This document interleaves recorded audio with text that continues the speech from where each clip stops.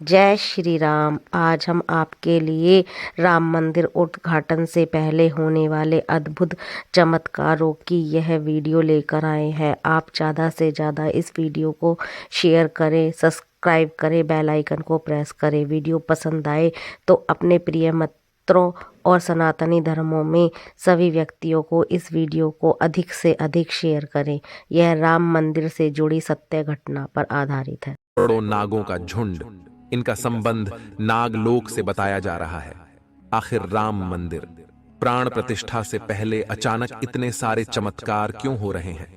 सबसे पहले गिद्धों का झुंड राम मंदिर के आसपास दिखाई दिया, जिसे जटायु के वंशज कहा जा रहा है। लोग इनकी पूजा कर रहे हैं। इसके बाद कुछ भालू अयोध्या में अचानक से देखे गए, जो कि जामवंत का प्रतीक है। लेकिन अब एक ऐसा चमत्कार देखने को मिल रहा है जो अयोध्या के लोगों के लिए ही खतरा साबित हो रहा है। आज की वीडियो में बहुत बड़े रहस्य से पर्दा उठने वाला है। आखिर राम जी का नागों के साथ क्या संबंध है?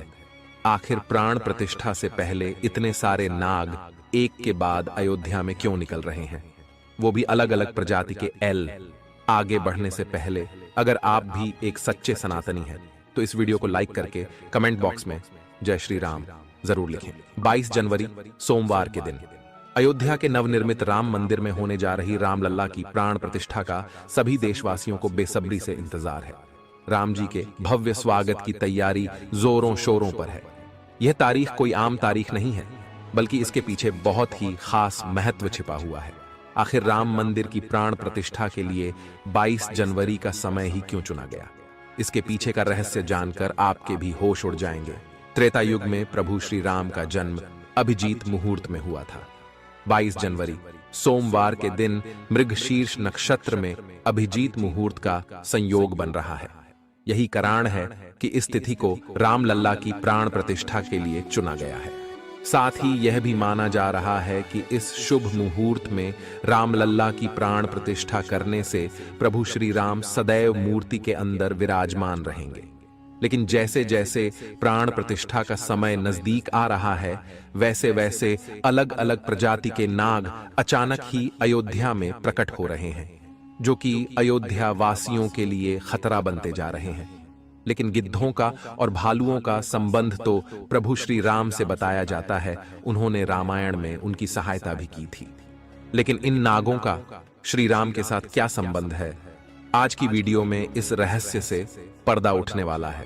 चौंकाने वाली यह है कि इनमें दो प्रजाति के नाग अलग अलग क्षेत्र में बार बार निकल रहे हैं, जिनका संबंध वासुकी और तक्षक नाग के साथ जोड़ा जा रहा है।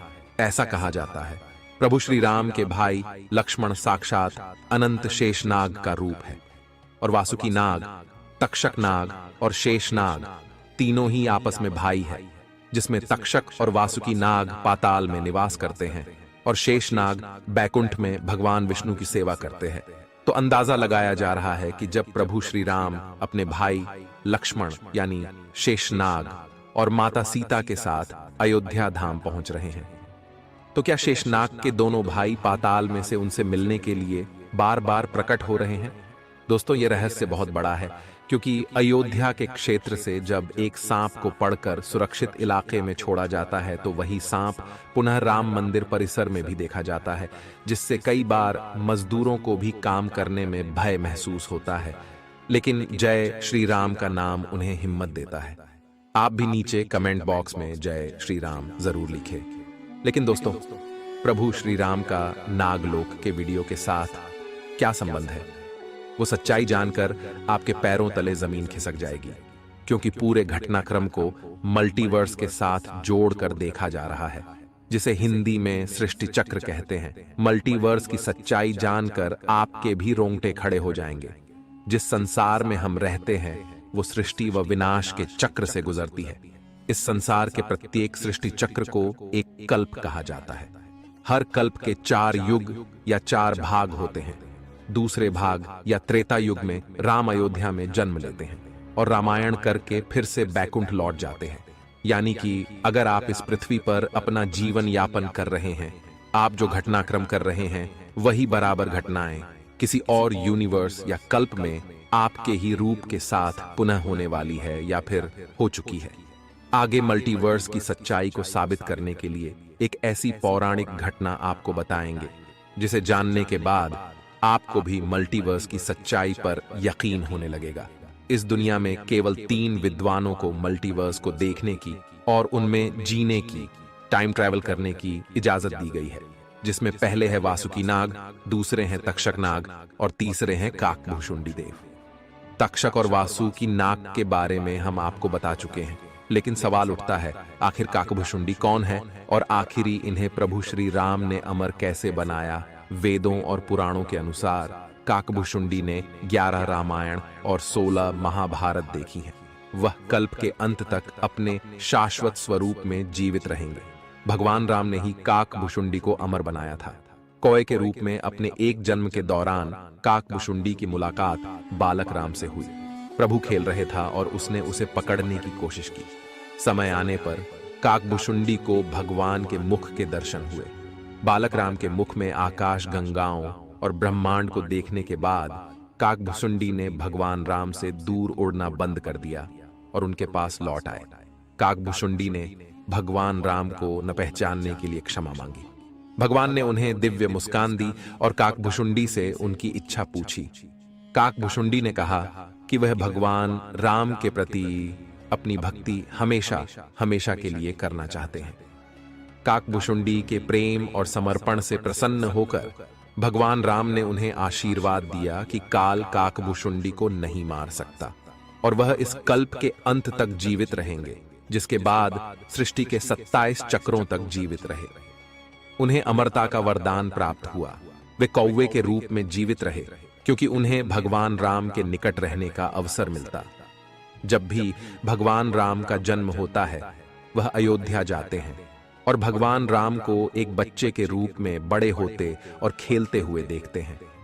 यह भी हो सकता है काकभुशुंडी अयोध्या में भी हाल फिलहाल मौजूद हो और राम मंदिर के निर्माण कार्य को अपनी आंखों से देख रहे हो।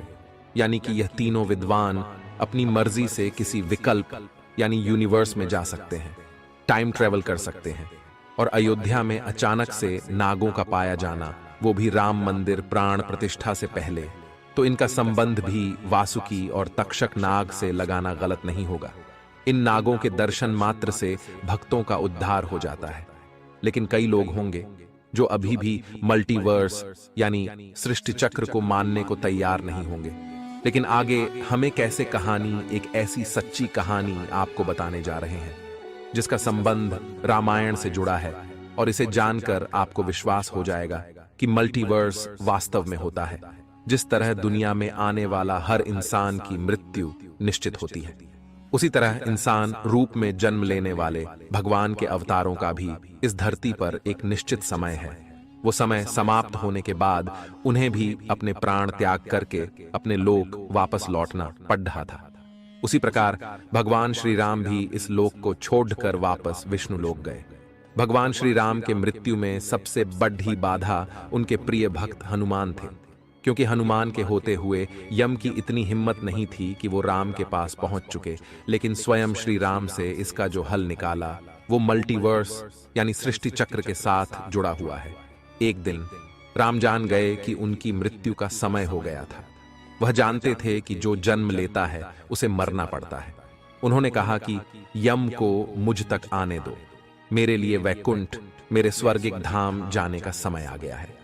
लेकिन मृत्यु के देवता यम अयोध्या में प्रवेश करने से डरते थे, क्योंकि उनको राम के परम भक्त और उनके महल के मुख्य प्रहरी हनुमान से भय लगता था। यम के प्रवेश के लिए हनुमान को हटाना जरूरी था। इसलिए राम ने अपनी अंगूठी को महल के फर्श के एक छेद में से गिरा दिया और हनुमान से इसे खोजकर लाने के लिए कहा। हनुमान ने स्वयं का स्वरूप छोटा करते हुए बिल्कुल भंवरे जैसा आकार बना लिया और केवल उस अंगूठी को ढूंढने के लिए छेद में प्रवेश कर गए।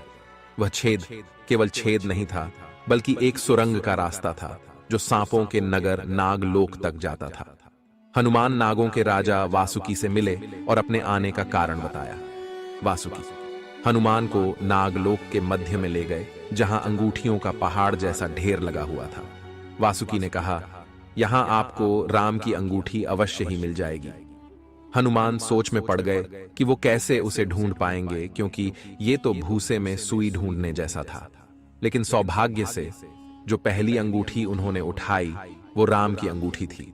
आश्चर्यजनक रूप से दूसरी भी अंगूठी जो उन्होंने उठाई वो भी राम की ही अंगूठी थी। वास्तव में वो सारी अंगूठी जो उस ढेर में थीं, सब एक ही जैसी थी। इसका क्या मतलब है? वह सोच में पड़ गए। वासुकी नाग बाले, जिस संसार में हम रहते हैं वो शुरू भी होता है और प्रलय के साथ उसका अंत भी हो जाता है। प्रत्येक कल्प में चारों युग आते हैं और समाप्त भी होते हैं, और हर सतयुग के अंत में एक वानर इस अंगूठी का पीछा करता है और पृथ्वी पर राम मृत्यु को प्राप्त होते हैं। इसलिए यह सैकड़ों हजारों कल्पों से चली आ रही अंगूठियों का ढेर है। सभी अंगूठियां वास्तविक हैं। अंगूठियां गिरती रहीं और इनका ढेर बड़ा होता रहा। भविष्य के रामों की अंगूठियों के लिए भी यहां काफी जगह है। हनुमान जान गए कि उनका नाग लोक में प्रवेश और अंगूठियों के पर्वत से साक्षात कोई आकस्मिक घटना नहीं थी। यही मल्टीवर्स का रहस्य था। यह राम जी का उनको समझाने का मार्ग था कि मृत्यु को आने से रोका नहीं जा सकेगा। राम मृत्यु को प्राप्त होंगे, संसार समाप्त होगा, लेकिन हमेशा की तरह संसार पुनः बनता है और राम भी पुनः जन्म लेंगे। इस घटना के बाद प्रभु श्री राम सरयू नदी में समाहित हो गए। उनके साथ अयोध्या का एक एक वासी भी सरयू नदी में समाहित हो गया। यहां तक कि कीट पतंगे और अयोध्या के पशु पक्षी भी सरयू नदी में समाहित हो गए।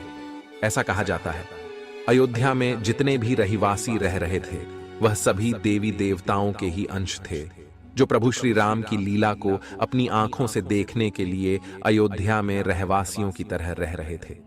जब रामायण काल पूरा हुआ तो वह भी प्रभु श्री राम के साथ अपने अपने धाम लौट गए। मात्र अयोध्या का भूभाग ही बच गया और वर्षों तक यह भूमि यूं ही पड़ी रही। बाद में श्री राम के पुत्र महाराज कुश ने अयोध्या को फिर से बसाया। इसका वर्णन कालिदास के ग्रंथ रघुवंश में मिलने की बात कही जाती है। रामायण के अनुसार कुश ने ही सर्वप्रथम पत्थरों के खंभों वाले मंदिर का अपने पिता श्री राम की पूज्य जन्मभूमि पर निर्माण करवाया। वहीं जैन परंपराओं के मुताबिक अयोध्या को ऋषभदेव ने फिर से बसाया था। भविष्य पुराण के अनुसार उज्जैन के महाराज विक्रमादित्य ने ईसा पूर्व में एक बार फिर से दूसरी बार उजड़ चुकी अयोध्या का निर्माण करवाया। धार्मिक ग्रंथों के अनुसार उन्होंने अयोध्या में सरयू नदी के लक्ष्मण घाट को आधार बनाकर 360 मंदिरों का निर्माण करवाया था। वे भगवान विष्णु के परम भक्त थे और इसीलिए उन्होंने ही श्री राम जन्मभूमि पर एक भव्य मंदिर का निर्माण करवाया था। हिंदू पक्ष का दावा रहा है कि बाबर से पहले भी 1833 में मुस्लिम आक्रमणकारी सालार मसूद ने जन्मभूमि मंदिर को ध्वस्त कर दिया था। अयोध्या में राम जन्मभूमि मंदिर पर विवाद की कहानी की 1528 से शुरू हुई।